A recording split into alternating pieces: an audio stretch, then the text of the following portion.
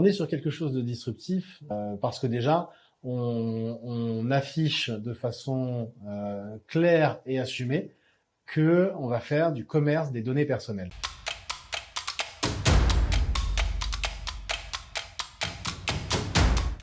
Qu'est-ce que vous avez fait pour décoller? Où est-ce que vous avez été chercher les premiers clients? Comment ça s'est passé? Est-ce que voilà vos intuitions ont été confirmées au niveau national? Eh bien, pour nous lancer, tout simplement, on a déployé un plan de communication qu'on avait limité à l'Île-de-France jusqu'à présent à une diffusion nationale, notamment en passant par des réseaux sociaux ou de la mise en avant via du replay télé ou des choses comme ça qui avaient un rayonnement beaucoup plus large que les campagnes qu'on avait pu faire avant ça.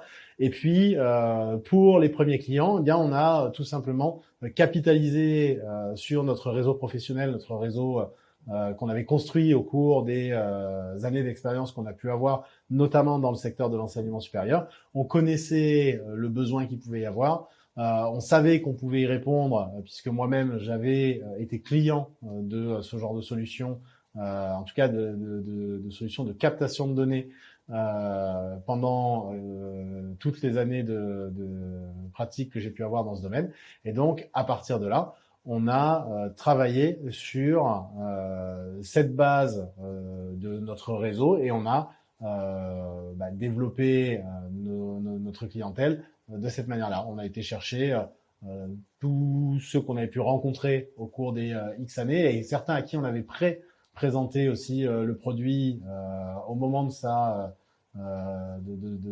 phase de réflexion pour avoir leur avis et leur aval potentiel sur la solution. Et donc, quand on s'est présenté à eux, on avait déjà potentiellement travaillé un petit peu le terrain et on venait en plus avec une solution qui représentait une réponse à un réel besoin. Donc, tu as été pitché avant. Et est-ce qu'ils ont acheté? Est-ce que la plupart des gens que tu as re-rencontrés après, quand tu as pitché, ont acheté?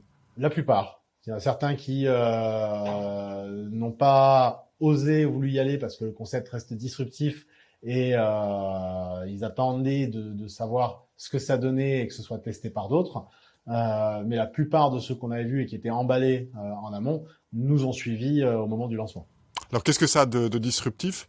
Il y a bien entendu l'aspect monétisation, mais il y a aussi un aspect qualification des données qu'on n'a pas forcément sur Facebook.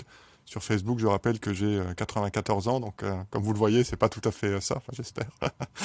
Et puis il y a aussi ce transfert en fait des données. Est-ce que là tu peux nous expliquer aussi le caractère disruptif de la chose? Alors on est sur quelque chose de disruptif parce que déjà on affiche de façon claire et assumée que on va faire du commerce des données personnelles. Chose qui, jusqu'à présent, était systématiquement tue, masquée et qui représentait limite quelque chose un gros mot. C'est vulgaire.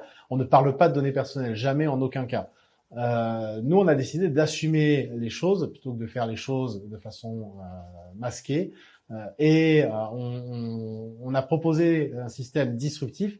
Pourquoi? Parce que contrairement au système existant, déjà, il repose sur un volontariat à 100%. On ne va capter la donnée de nos utilisateurs que à partir de questionnaires thématiques. Et donc, on ne va chercher que de la donnée que eux ont choisi volontairement de partager avec ta data. On ne va pas faire de captation masquée, donc on ne captera rien sur leur terminal mobile, on ne captera rien sur leurs réseaux sociaux, on ne va pas aller chercher des informations masquées à travers des cookies ou tout autre système qui se ferait à leur insu. On est sur du 100% volontaire. Et on a travaillé aussi sur quelque chose, une autre valeur très importante pour Data, c'est la transparence.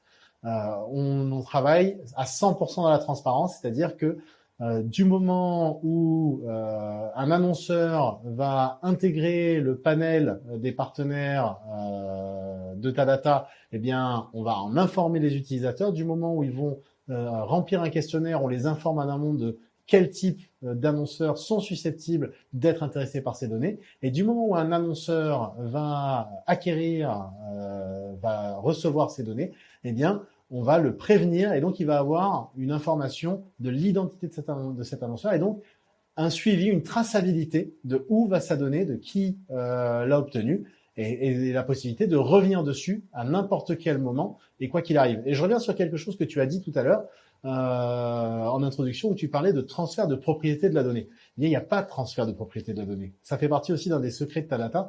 La donnée, elle est intransmissible, elle reste la propriété, quoi qu'il arrive, de l'utilisateur. Et l'utilisateur, à n'importe quel moment, peut dire stop au service s'il n'en a plus utilité ou s'il ne souhaite plus l'utiliser. Il peut aussi dire stop à n'importe quelle sollicitation qu'il pourrait recevoir de la part de partenaires qui ont reçu ces données parce que il en garde la pleine et l'entière propriété, quoi qu'il arrive. Donc il y a cette traçabilité en fait qui est permise et qui est vraiment importante dans le RGPD. Effectivement, ça c'est disruptif. Je me permets quand même de poser une question, peut-être une question un petit peu, enfin qui va pas te fâcher, mais c'est une question qui est un petit peu plus borderline. Euh,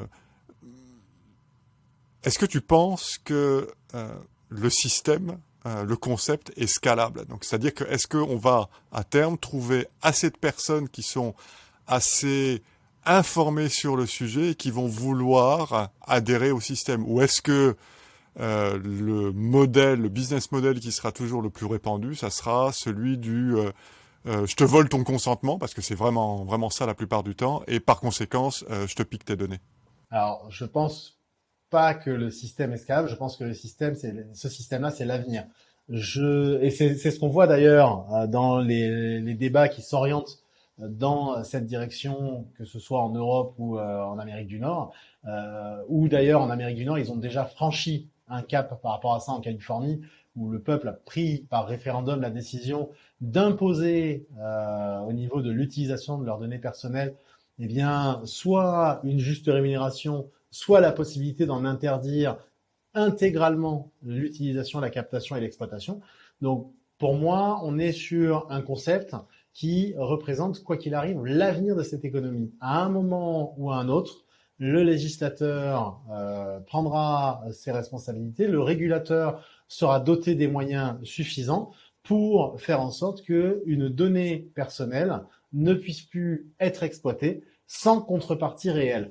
Ça se retranscrira de différentes manières, que ce soit par le fait que finalement peut-être que les géants d'Internet assumeront les frais de connexion de l'ensemble des populations de certains pays, là où ils procèdent à des captations, etc., ou par le reversement de certaines choses, ou l'accès à des produits premium au niveau de leur interface. Donc ça se retranscrira par quelque chose qui sera un juste retour avec une valeur réelle, un échange de valeur tout à fait vis-à-vis de l'utilisateur. Mais quoi qu'il en soit, c'est l'avenir. Il n'y a aucune raison que dans les 3, 5, 10 ans, on ne soit pas arrivé à un système généralisé où la monétisation des données sera le principe et la captation masquée sera complètement illégale.